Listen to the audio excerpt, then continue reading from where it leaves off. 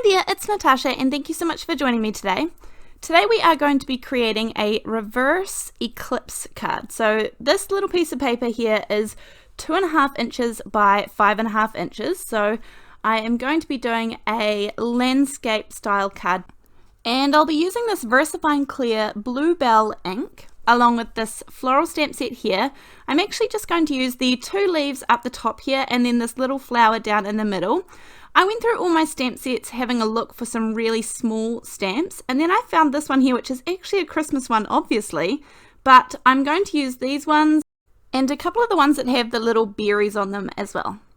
Then on my little panel here, I am just going to stamp these out nice and solid. So I'm just doing first generation stamping, I'm not stamping off or anything, and I kind of want it to be more concentrated in the middle and then not quite so much on the edges of my panel. So you could do this with any color that you have, any stamping ink that you have, and just have a look through your stamp sets and see if you've got some smaller stamps that work for this.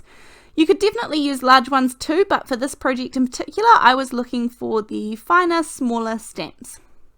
So once I picked up that tiny little stamp with the 3 berries, that was going to be my one that filled in all the little spots. And then I have this large alphabet die set here. So these are 5 centimeters tall, so they're quite big, and I've used these so many times. They come in handy a lot. I'm going to die cut the word U. Now I'm using some low-tack tape here. Any low-tack tape or washi would work really well. And I'm going to put the letters on backwards because when I spin them around that means that they will be in the right order for what I need to die cut. And when I put my little piece of low-tack tape down on my card panel, so I'm going to center it right there in the middle, right in the middle of the thick of that stamping. And then once I pop it down, I'm actually going to turn that panel over and I'm going to cut each side of the low-tack tape. This is actually the post-it note tape, but anything will work. Even some masking tape cut into strips is what I often use as well. Then I'm going to run it through my die cutting machine and just gently pull it away. I'm going to save all of the pieces because I will need those to go back in. That's what an Eclipse card is. So the reason here that I cut the sides of my low-tack tape is that I have a piece of fun foam here. Now this is just the plain white fun foam. And I have cut this piece down so that it is just slightly smaller than our original little panel that we stamped on. And that will help me when I'm lining everything up. And that way I can just line up my low-tack tape with the sides of that and everything is centered and the same as my stamping panel. So that helps me out a lot, not having to kind of guess where the letters are going to be. So I'm going to put some liquid glue on the back here. The liquid glue that I use in particular is the Ranger Multi-Medium in the matte finish, and I just pop it in a glue bottle that I get from AliExpress. I also have a video on my channel that shows you how to refill these glue bottles without too much stress at all, so that might be helpful for you guys. But I have popped my foam down on my front panel and I need to do the same with the inside of the O as well, because that will be popped up.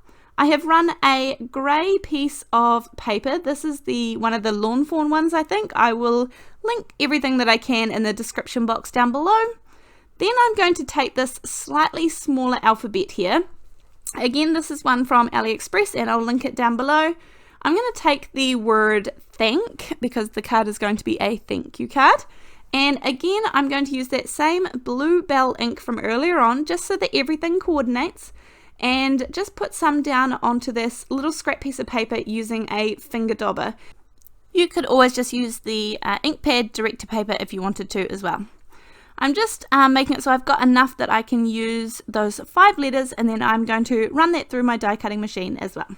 So once I pop that through and the letters all die cut really nicely, I am pretty much ready to start putting my card together. Now the grey panel that I had cut earlier on and then run it through my embossing machine. This measures about 4 by 5.5 inches. As I said, this is going to be a landscape card, so I wanted there to be a little bit of white above and below the grey cardstock.